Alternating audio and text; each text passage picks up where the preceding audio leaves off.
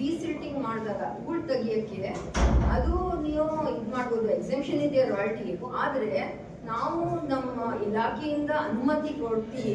ಯಾಕೆ ಸಂಬಂಧ ಇಲಾಖೆ MIದು ಕೆರೆ ಇರುತ್ತೆ ಮತ್ತು ಪಂಚಾಯತಿದು ಕೆರೆ ಇರುತ್ತೆ, ಅವ್ರಿಗೆ ನಾವು ಅನುಮತಿ ಕೊಡ್ತೀವಿ ನೀವು ಮಾಡ್ಕೊಳ್ಳಿ ಅಂತ. ಆದರೆ ಅವ್ರದ್ದು ಜವಾಬ್ದಾರಿ ಏನಂದರೆ ಎಷ್ಟು ತೆಗಿತಾರೆ ಅದೆಲ್ಲ ಅವರು ನೋಡ್ಕೊಳ್ಬೇಕಾಗತ್ತೆ. ಎಷ್ಟೇ ತೆಗಿಬೇಕು, ಅದು 1 ಮೀಟರ್ ಏನು ಕೊಡ್ತಾರೆ ಅಷ್ಟೇ ತೆಗಿಬೇಕಾಗಿರೋದು ನೋಡ್ಕೊಳ್ಬೇಕಾಗಿತ್ತು ಸಂಬಂಧ ಇಲಾಖೆಯವರು.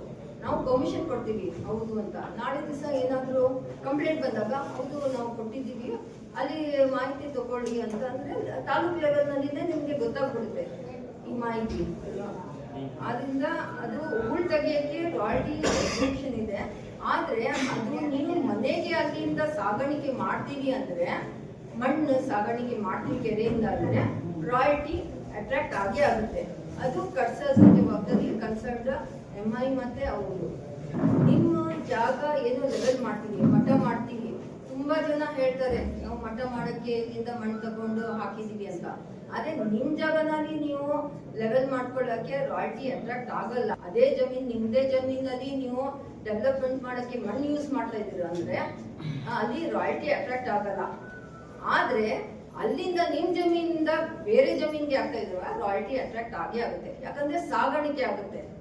ಸಾಗಾಣಿಕೆ ಆದಾಗ ವಿತ್ MDP ಅಂದ್ರೆ ಒಂದು ಪರವಾನಿಗೆ, ನಮ್ಮ ಇಲಾಖೆಯಿಂದ ಒಂದು ಪರವಾನಿಗೆ ತಗೊಂಡು ಸಾಗಾಣಿಕೆ ಮಾಡಬೇಕಾಗುತ್ತೆ. ಸಮಸ್ಯೆ ಆಗುತ್ತೆ. ಈಗ ಈ ತಿಂಗಳು 1 ಲೇಯರ್ ತೆಗೆದ್ಬಿಡ್ತೀರಾ 3 ಅಡಿನ, ನೆಕ್ಸ್ಟ್ ಇನ್ನೊಂದು ತಿಂಗಳಿಗೆ ಬರೋ ತಿರ್ಗಿ ಅಲ್ಲಿಂದ 3 ಅಡಿ ತೆಗಿತೀವಿ ಅಂತ ಹೋಗ್ತೀರಾ. ಅದನ್ನು ಒಂದನ್ನ ನಿಮ್ ಗಮನದಲ್ಲಿ ಇಟ್ಕೊಳ್ರಿ.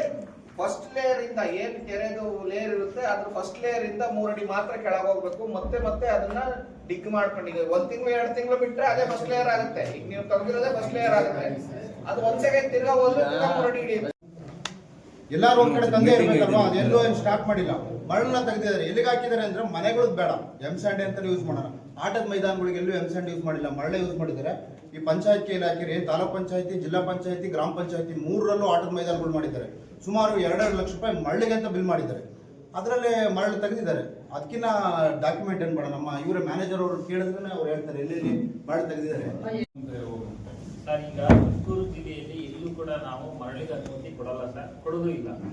ಒಂದು ಪಾಯಿಂಟ್, ನೀವು ನಮ್ಮ ವರ್ಕಿಂಗ್ ಏಜೆನ್ಸಿ ಕಾಂಟ್ರಾಕ್ಟರ್ಗಳಿಗೆ ನಾನು ಮನವಿ ಮಾಡ್ಕೊಳ್ತೀನಿ, ದಯವಿಟ್ಟು ಮರಳನ್ನ ಬಳಸಲೇಬೇಡಿ, ತಗೊಳ್ಳೇಬೇಡಿ.